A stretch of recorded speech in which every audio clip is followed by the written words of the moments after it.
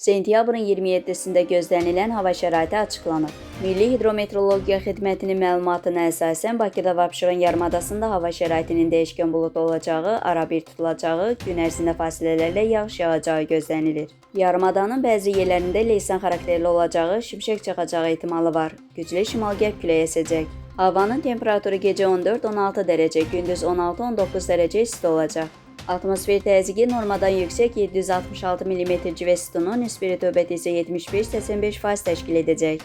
Azərbaycanın rayonlarında bəzi yerlərdə arabir yağış yağacağı, şimşək çaxacağı gözlənilir. Ayrı-ayrı yerlərdə leysan xarakterli intensiv və güclü olacağı, dolu düşəcəyi, yüksək dağlıq ərazilərdə qara keçəcəyi ehtimalı var.